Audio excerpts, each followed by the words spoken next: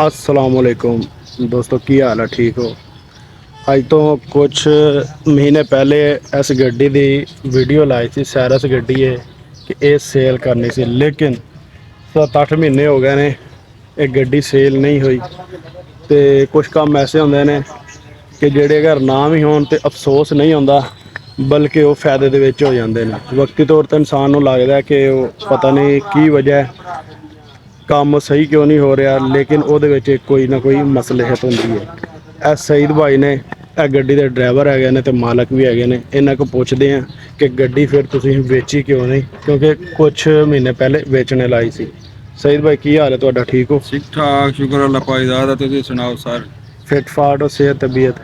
शुक्र अल्लाह पाक दा। ठीक है। कुछ ਦੇ ਮਹੀਨੇ ਪਹਿਲੇ ਤੁਹਾਡੇ ਵਾਲਾ ਸਾਹਿਬ ਚਲਾਉਂਦੇ ਸੀ ਇਹ ਗੱਡੀ, ਤੇ ਉਹਨਾਂ ਨੇ ਕਿਹਾ ਸੀ ਸੇਲ ਕਰਨੀ, ਲੇਕਿਨ ਤੁਸੀਂ ਬਾਅਦ ਦੇ ਵਿੱਚ ਉਹਨਾਂ ਨੂੰ ਕਿਹਾ ਕਿ ਸੇਲ ਨਹੀਂ ਕਰਨੀ, ਇਹਨੂੰ ਮੈਂ ਚਲਾਵਾਂਗਾ। ਤੇ ਪਹਿਲੇ ਕੀ ਕਮਾਈ ਸ਼ਮਾਈ ਇਹਦੀ ਘੱਟ ਸੀ, ਤੇ ਬਾਅਦ ਦੇ ਵਿੱਚੋਂ ਤੁਸੀਂ ਆ ਕੇ ਕਿਹੜਾ ਜਾਦੂ ਕੀਤਾ ਕਿ ਤੁਸੀਂ ਹੁਣ ਵੇਚਣ ਦਾ ਨਾਮ ਹੀ ਨਹੀਂ ਲੈਂਦੇ? जादू कोई भी नहीं, बस को मेहनत की है। अच्छा। भाई वाला साहब और काफी देर हो गई ड्राइवरी करते, कम से कम 40-45 साल हो गए। अच्छा।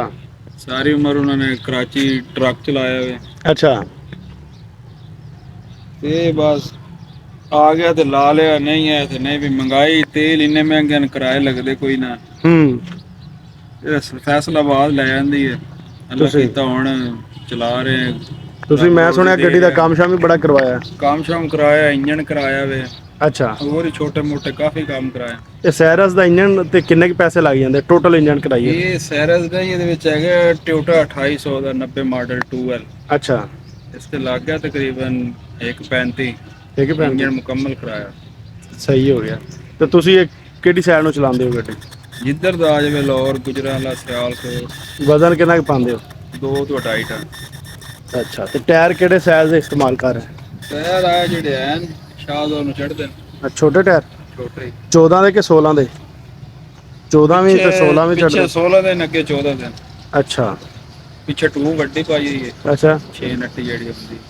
ਤੇ ਤੁਸੀਂ ਹੁਣ ਯਾਨੀ ਕਿ ਹਰ ਸਾਈਡ ਨੂੰ ਚਲਾਉਂਦੇ ਹੋ ਜਿੱਧਰ ਦਾ ਮਿਲ ਜਾਵੇ? ਜਿੱਧਰ ਦਾ ਮਿਲ। ਪਿੰਡੀ ਵਾਲੇ ਆਪ ਨਹੀਂ ਜਾਂਦੇ, ਉਹਦੇ ਤੁਹਾਨੂੰ ਪਤਾ ਹਾਲਾਤ ਖਰਾਬ ਹਨ। ਬੰਦ ਹੈ ਸ਼ਹਿਰ। ਅੱਛਾ। ਕਿੰਨੇ ਕੁ ਫੇਰੇ ਲਾ ਲੈਂਦੇ ਮਹੀਨੇ ਦੇ ਵਿੱਚ? ਮਹੀਨੇ ਦੇ ਲਾ ਹੀ ਲੈਣੇ ਤਕਰੀਬਨ 16-17। 16-17 ਲੱਗ ਜਾਂਦੇ ਫੇਰੇ? ਪੱਕੀ ਗੱਲ ਹੈ? ਫੈਸਲਾਬਾਦ ਗੋਲੀ ਤਾਂ ਨਹੀਂ ਦੇ ਰਿਹਾ ਸੁਣਨ ਵਾਲਿਆਂ ਨੂੰ? ਨਹੀਂ ਜਨਾਬ। ਤੇ ਫੀ ਫੇਰੇ ਦੀ ਕਿੰਨੀ ਕੁ ਬਚਤ ਆ ਜਾਂਦੀ ਤੁਹਾਨੂੰ, ਖਰਚੇ ਖਰਚਾ ਸਾਰੇ ਕੱਢ ਕੇ? ਇਹ ਤਾਂ ਕਿਰਾਏ ਨਾਲ ਹੀ ਹੈ, 5 ਤੋਂ ਲੈ ਕੇ 6 7 7500। ਅੱਛਾ। 8000 ਹੀ ਬਚ ਜਾਂਦਾ। ਚਲੋ ਤੁਸੀਂ 7000 ਹੀ ਲਾਓ, ਤੇ 16 ਫੇਰਿਆਂ ਦੇ ਕਿੰਨੇ ਪੈਸੇ ਬਣ ਗਏ? ਲਾ ਲਓ ਹਿਸਾਬ ਆਪੇ। ਤਕਰੀਬਨ 1,20,000-25,000 ਰੁਪਏ ਬਣ ਗਿਆ। ਹਾਂਜੀ।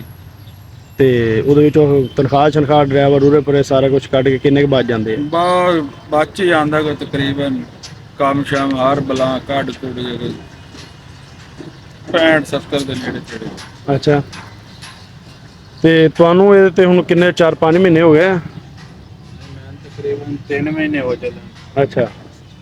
ਤੇ ਹੁਣ ਇਹ ਗੱਡੀ ਕੀ ਵੇਚਣੀ ਹੈ ਜਾਂ ਨਹੀਂ ਵੇਚਣੀ? ਨਹੀਂ। ਅੱਛਾ ਜੀ, ਬਿਲਕੁਲ ਨਹੀਂ ਵੇਚਣੀ। ਸਹੀ ਹੋ ਗਿਆ। ਤੇ ਇਸ ਟਾਈਮ ਕੰਮ ਦੀ ਰੂਟੀਨ ਕੀ ਸਹੀ ਮਾਲ ਸ਼ਾਲ ਮਿਲ ਜਾਂਦਾ ਜਾਂ ਪੈਟਰੋਲ ਡੀਜ਼ਲ ਦੀ ਵਜ੍ਹਾ ਤੋਂ ਕੋਈ ਫਰਕ ਪਿਆ? ਫਿਲਹਾਲ ਜਿਹੜਾ ਇਸਲਾਮਾਬਾਦ ਬੰਦ ਦੇ ਵਿੱਚ ਫਿਲਹਾਲ ਕੰਮ ਥੋੜਾ ਅੱਛਾ ਹੈਗਾ ਵੇ। ਫਿਰ ਵੀ ਕੰਮ ਠੀਕ ਹੈ। ਸਹੀ ਹੈ।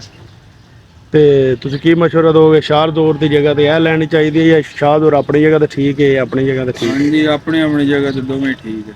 ਅੱਛਾ। ਸ਼ਾਹਦੌਰ ਨੇ ਵੀ ਉਹੀ ਕੰਮ ਕਰਨਾ ਤੇ ਇਹਨੇ ਵੀ ਉਹੀ ਕਰਨਾ। ਇਹਦੀ ਕੀ ਕੀਮਤ ਹੋਏਗੀ ਇਸ ਗੱਡੀ ਦੀ ਇਸ ਹਾਲਤ ਦੇ ਵਿੱਚ?